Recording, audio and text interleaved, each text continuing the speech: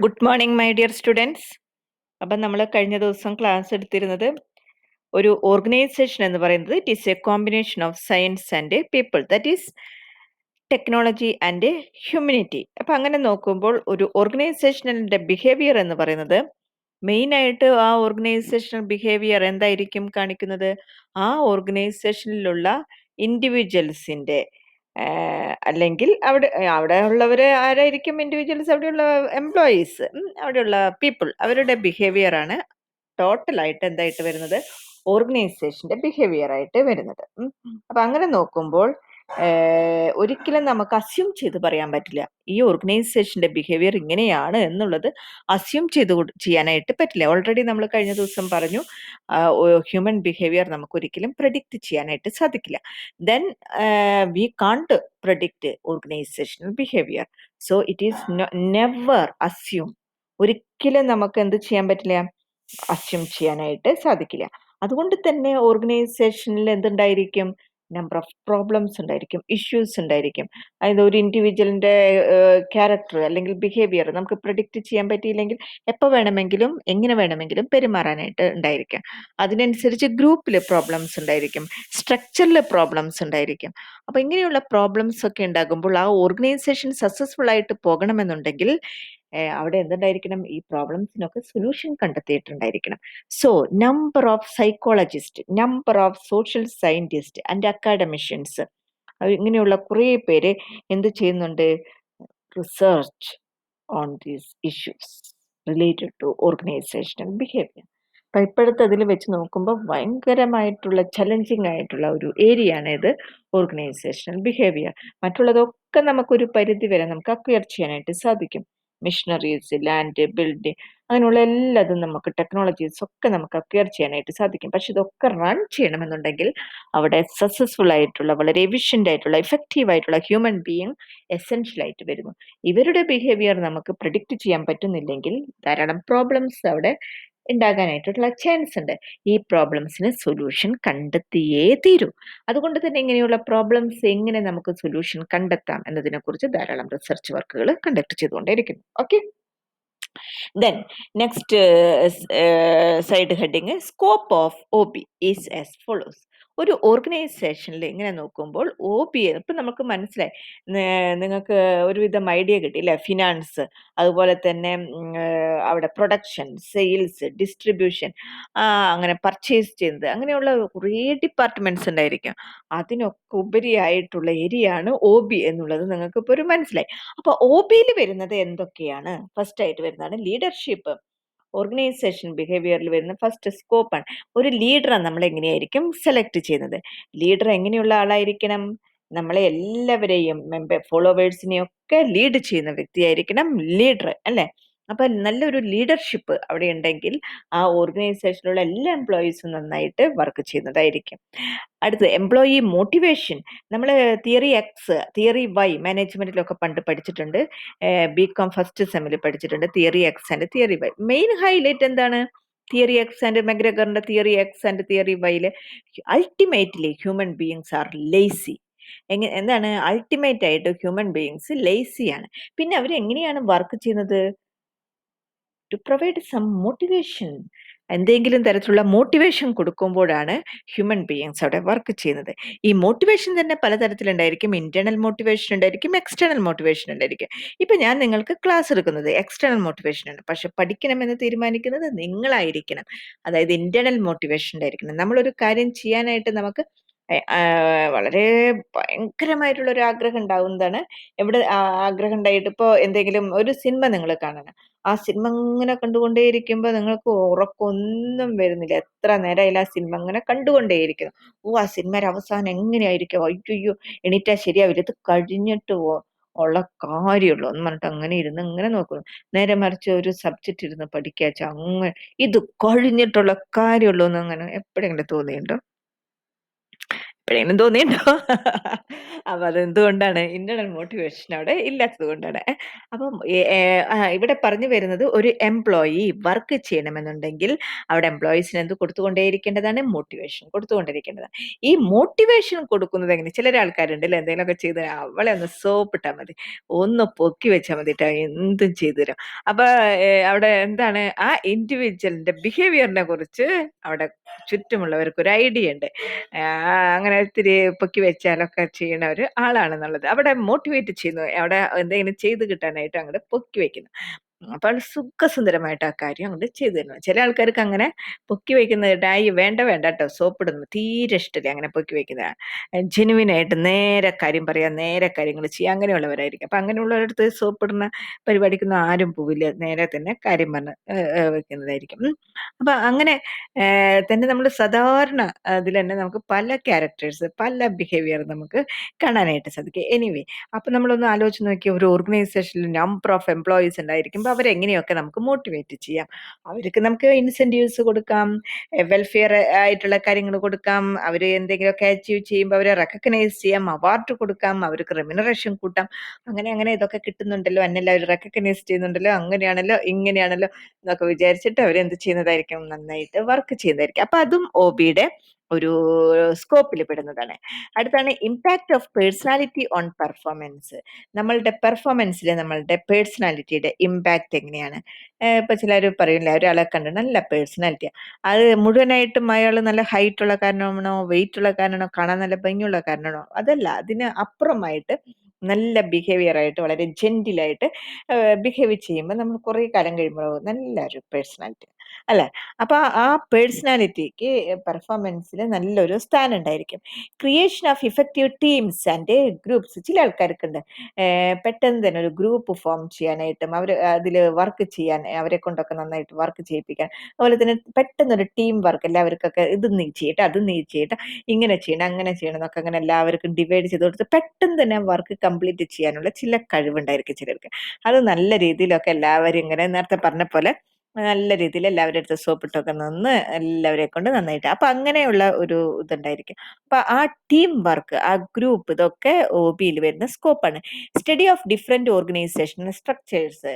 OB നമ്മൾ പഠിച്ചു, ഇൻഡിവിജ്വൽസിനെ കുറിച്ചിട്ട് നമ്മൾ സ്റ്റഡി ചെയ്യണം, ബിഹേവിയർ നോക്കേണ്ടതാണ്, ഗ്രൂപ്പിന്റെ ബിഹേവിയർ നോക്കേണ്ടതാണ്, സ്ട്രക്ചറിന്റെ ബിഹേവിയർ നോക്കേണ്ടതാണ്. അപ്പൊ തീർച്ചയായിട്ടും ഒബിയിൽ വരുന്ന ഒരു സ്കോപ്പാണ് ഓർഗനൈസേഷണൽ സ്ട്രക്ചറിനെ കുറിച്ച് പഠിക്കുക. ഓൾറെഡി നിങ്ങൾ ബികോം സെമസ്റ്റർ 1 മാനേജ്മെന്റിൽ പഠിച്ചിട്ടുണ്ടായിരിക്കും. Military organisation, line and staff organisation, matrix organisation, അങ്ങനെ പല തരത്തിലുള്ള ഓർഗനൈസേഷൻ സ്ട്രക്ചേഴ്സ് നമുക്ക് ഉണ്ടായിരിക്കും. അപ്പൊ അതിനെക്കുറിച്ചൊക്കെ നമ്മൾ സ്റ്റഡി ചെയ്യേണ്ടതാണ്. ഇൻഡിവിജ്വൽ ബിഹേവിയറിനെ കുറിച്ച് സ്റ്റഡി ചെയ്യേണ്ടതാണ്.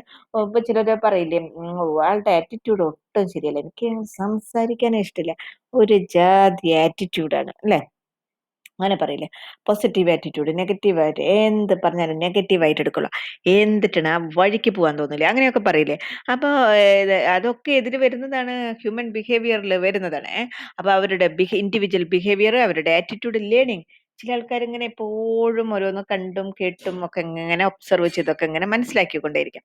അപ്പൊ അങ്ങനെ അത് ഒക്കെ ഇതിൽ വരും, ഒബിയിൽ വരും. പെർസെപ്ഷൻ. എന്താണ് പെർസെപ്ഷൻ? ഇപ്പൊ നിങ്ങൾ എല്ലാവരും കൂടി ഒരു സിനിമയ്ക്ക് പോയി, നിങ്ങളുടെ ക്ലാസ്സിൽ എല്ലാവരും കൂടി ഒരു സിനിമയ്ക്ക് പോയി, അതിൽ ഒരാൾ പറഞ്ഞു നല്ല സിനിമ കേട്ടോ, അതിൽ എനിക്ക് അത്രയ്ക്ക് അങ്ങോട്ട് പിടിച്ചില്ല, ഒരു ജാതി അഭിനയം, അങ്ങനെ അങ്ങനെ അങ്ങനെ ഓരോരുത്തരെ പറ്റിയിട്ട് അങ്ങനെ ഓരോരുത്തർ പലതരത്തിലായിരിക്കും. നിങ്ങൾ 20 പേരുണ്ടെങ്കിൽ 20 തരത്തിലായിരിക്കും കമന്റ്. അതെന്തുകൊണ്ടാണ്? ഓരോരുത്തരുടെ പെർസെപ്ഷൻ, അതിനെ കുറിച്ചിട്ടുള്ള ധാരണകൾ ഡിഫറെന്റ് ആണ്. അപ്പോ പെർസെപ്ഷൻ, ഒരു എന്റെ പെർസെപ്ഷൻ ആയിരിക്കില്ല നിങ്ങളുടെ പെർസെപ്ഷൻ ആയിട്ട് വരുന്നത്, നിങ്ങളുടെ ആയിരിക്കില്ല അപ്പുറത്തിരിക്കുന്ന കുട്ടിയുടേതായിട്ട് വരുന്നത്, അപ്പുറത്തെ ക്ലാസ്സിലെ കുട്ടികളുടെ വരുന്നത്.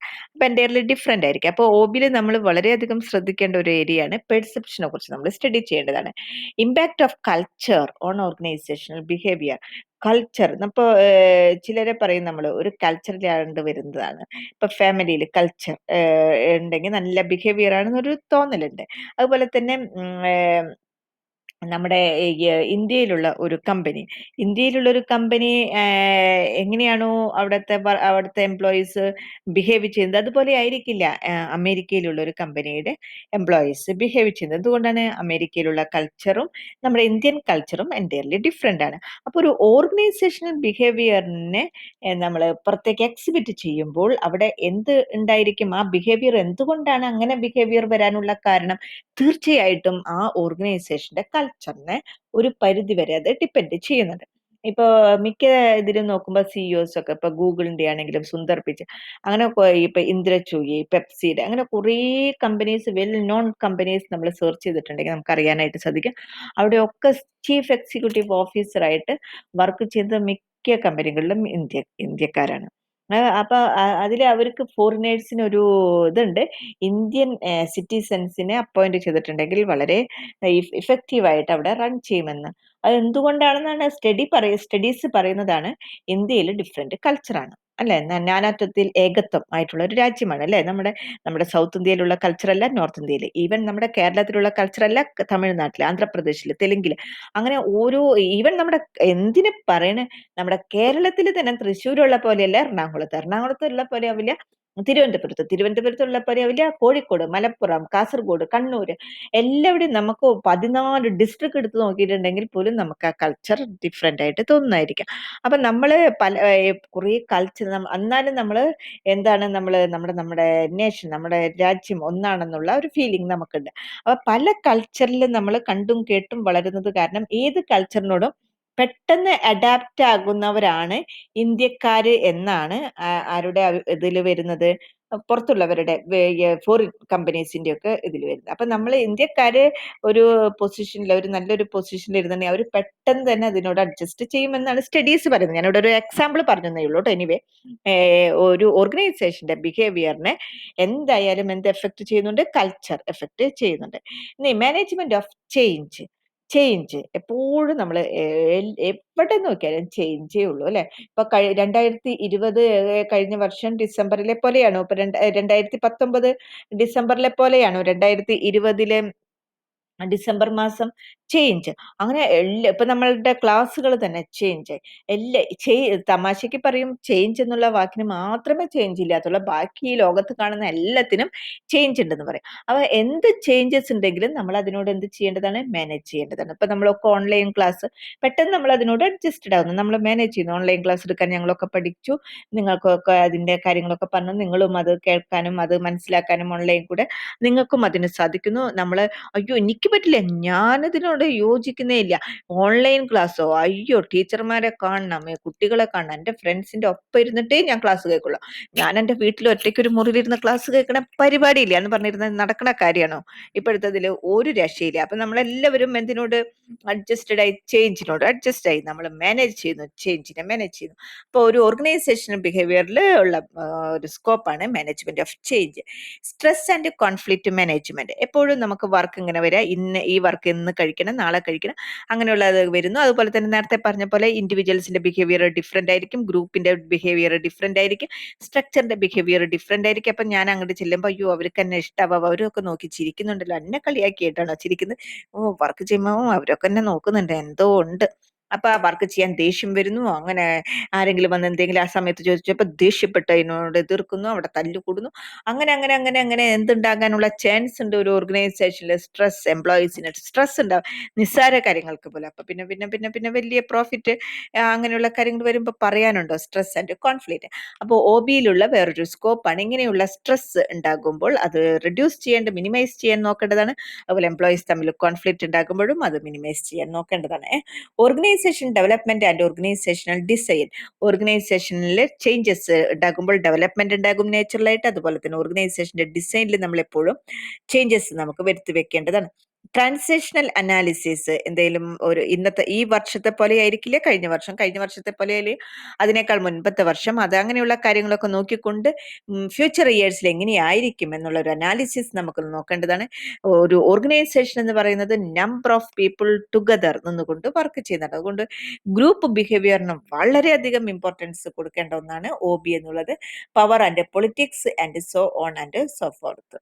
പവർ ആൻഡ് പൊളിറ്റിക്സ് ഒക്കെ നമ്മൾ നോക്കണം. അപ്പൊ ഈ ഏരിയാസ് ഒക്കെ ഏതിൽ കവർ ചെയ്യേണ്ടതാണ്? സ്കോപ്പ് ഓഫ് ഓർഗനൈസേഷൻ ബിഹേവിയറിൽ നമ്മൾ കവർ ചെയ്യേണ്ടതാണ്. ഇനി അടുത്തതാണ് meaning and definition of organisational behaviour. അപ്പൊ നമ്മൾ നേരത്തെ പറഞ്ഞു, ഓർഗനൈസേഷണൽ ബിഹേവിയർ എന്ന് പറയുന്നത് ഇൻഡിവിജ്വൽസിനെ കുറിച്ച്, ഗ്രൂപ്പിനെ കുറിച്ച്, ഓർഗനൈസേഷണൽ സ്ട്രക്ചറിനെ കുറിച്ച്, അവരുടെയൊക്കെ ബിഹേവിയറിനെ കുറിച്ച് നമ്മൾ സ്റ്റഡി ചെയ്യുന്നതാണ്. എന്തിനു വേണ്ടിയിട്ടാണ് ഇങ്ങനെ ഗ്രൂപ്പിനെ കുറിച്ച്, ഇൻഡിവിജ്വൽസിനെ കുറിച്ച്, സ്ട്രക്ചറിനെ കുറിച്ച് സ്റ്റഡി ചെയ്യുന്നത്? For the purpose of applying the knowledge towards an organisational effectiveness. Ultimate ആയിട്ട് എന്തിനു വേണ്ടിയിട്ടാണ് ഒരു ഓർഗനൈസേഷൻ വർക്ക് ചെയ്യുന്നത്? ആ ഓർഗനൈസേഷൻ വളരെ ഇഫക്റ്റീവായിട്ട് സക്സസ്ഫുൾ ആയിട്ട് വർക്ക് ചെയ്യാനായിട്ട്. ആ ഓർഗനൈസേഷൻ ഇഫക്റ്റീവായിട്ട് സക്സസ്ഫുൾ ആയിട്ട് വർക്ക് ചെയ്യണമെന്നുണ്ടെങ്കിൽ നമ്മൾ മസ്റ്റായിട്ട് നമ്മൾ എന്ത് നോക്കേണ്ടതാണ്? Study investigate the impact of individual, group and organisational structure behaviour. ഇവരുടെയൊക്കെ ബിഹേവിയറിനെ കുറിച്ച് നമ്മൾ മസ്റ്റായിട്ട് നമ്മൾ സ്റ്റഡി നടത്തേണ്ടതാണ്. അതിൽ നിന്ന് നമുക്ക് എന്ത് മനസ്സിലാക്കാം? ഓർഗനൈസേഷൻ ഇഫക്റ്റീവ് ആണോ ഇൻഇഫക്റ്റീവ് ആണോ എന്ന് നമുക്ക് മനസ്സിലാക്കാൻ അറിയാം. അപ്പൊ ഈ ഡെഫിനേഷനിൽ നമുക്ക് മനസ്സിലാക്കുന്നു 3 എലമെന്റ്സ് ഉണ്ട്.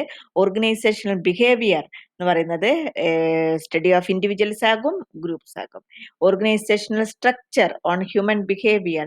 ഓർഗനൈസേഷണൽ സ്ട്രക്ചറിന്റെ പോയിന്റിൽ ഹ്യൂമൻ ഇപ്പൊ ഞാൻ തീരെ നമുക്ക് റിമ്യൂണറേഷൻ വളരെ കുറവാ കിട്ടുന്നുള്ളൂ, നമുക്ക് ദേഷ്യം വരില്ല, അത്ര സന്തോഷമായിട്ട് ചിരിച്ചുകൊണ്ട് വർക്ക് ചെയ്യാനായിട്ട് സാധിക്കില്ല. അപ്പൊ ഓർഗനൈസേഷൻ സ്ട്രക്ചറിന്റെ ഇമ്പാക്ട് ഓൺ ഹ്യൂമൻ ബിഹേവിയറിൽ എന്താണ് ഉണ്ടാക്കുന്നത്? Application of knowledge to achieve organisation effectiveness. എത്രമാത്രം നമ്മളുടെ നോളജ് നമ്മളവിടെ അപ്ലൈ ചെയ്യുന്നുണ്ട് ടു അച്ചീവ് ഓർഗനൈസേഷൻ ഇഫക്റ്റീവ്നെസ്. അപ്പൊ അങ്ങനെയുള്ളത് നോക്കുന്നത്. അപ്പൊ അങ്ങനെ കുറെ ഡെഫിനിഷൻസ് വരുന്നുണ്ട്. ആ ഡെഫിനിഷൻസിൽ ഏതെങ്കിലും ഒന്നൊക്കെ ഒന്ന് മനസ്സിലാക്കി വെക്കുക കേട്ടോ. In short, organisational behaviour revolves around 2 fundamental components. അപ്പൊ ഇതിൽ നിന്നൊക്കെ നമുക്ക് മനസ്സിലായി ഓർഗനൈസേഷണൽ ബിഹേവിയർ എന്ന് പറയുന്നത് 2 ഫണ്ടമെന്റൽ കമ്പോണൻസിനെ ചുറ്റിപ്പറ്റിയാണ്, ഇങ്ങനെ ചുറ്റിക്കറങ്ങിയാണ് നിലനിൽക്കുന്നത്. എന്താണ്? ഒരു ഡൗട്ടും ഇല്ല, നേച്ചർ ഓഫ് മാൻ. ഒരു ഡൗട്ടും ഇല്ല, നേച്ചർ ഓഫ് ഓർഗനൈസേഷൻ. നമ്മുടെ സ്വഭാവം, ഓർഗനൈസേഷന്റെ സ്വഭാവം. ഇത് രണ്ടുമാണ് ഇതിൽ വരുന്നത്? ഓർഗനൈസേഷൻ ബിഹേവിയറിൽ വരുന്നത്.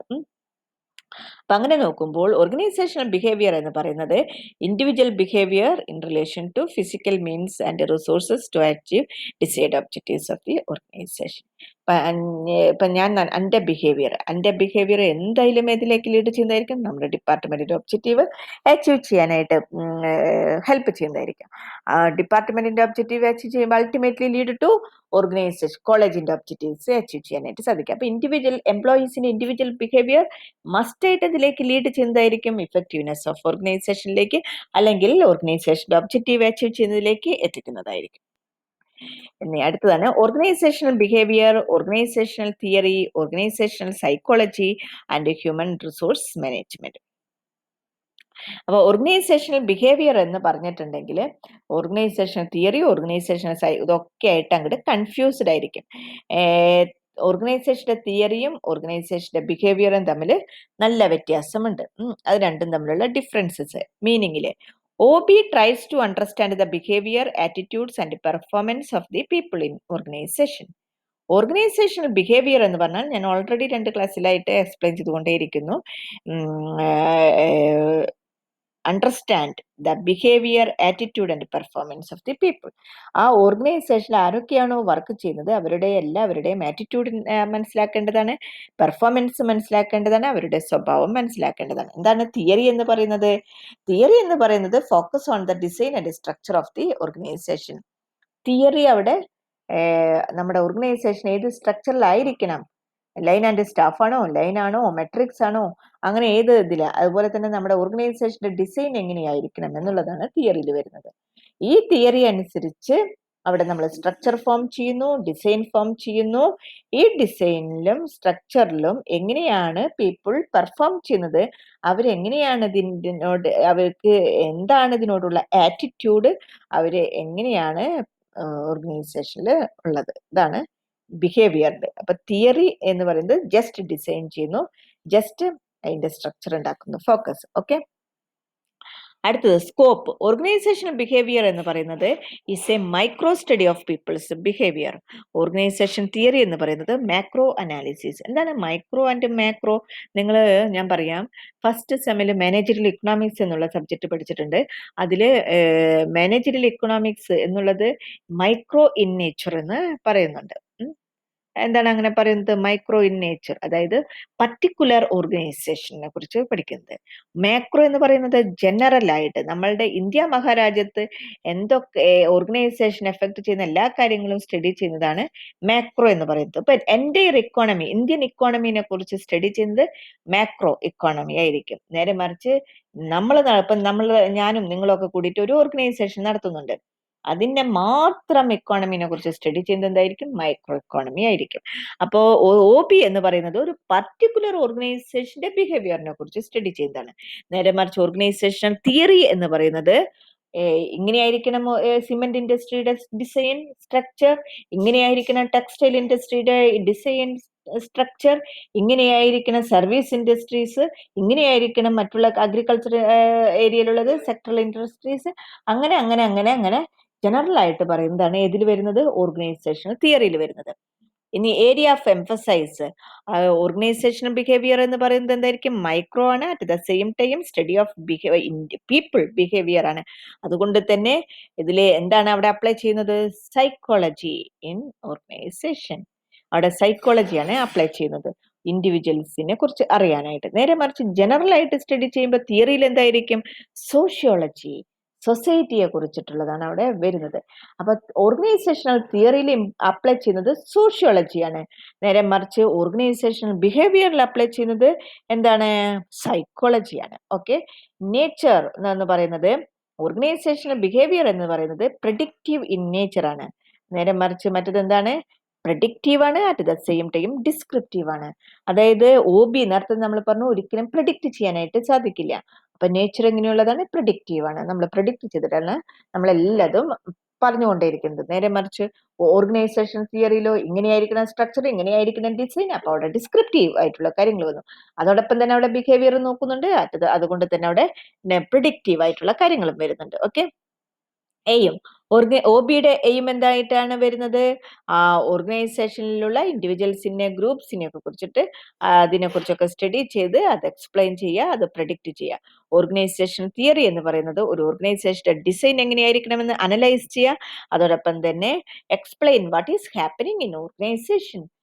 ഇന്ന തരം ഓർഗനൈസേഷനിൽ എന്താണ് സംഭവിച്ചു കൊണ്ടിരിക്കുന്നത്, സോഷ്യോളജി, മാക്രോ അങ്ങനെയൊക്കെ അവിടെ അപ്ലൈ ചെയ്തുകൊണ്ട് എന്താണ് സംഭവിച്ചു കൊണ്ടേയിരിക്കുന്നത് എന്നിങ്ങനെ പറഞ്ഞുകൊണ്ടിരിക്കുന്നതാണ് എന്തിൽ വരുന്നത്? ഓർഗനൈസേഷണൽ തിയറിയിൽ വരുന്നത്. അപ്പൊ അങ്ങനെ നോക്കുമ്പോൾ 22 മിനിറ്റ് ആയില്ലേ?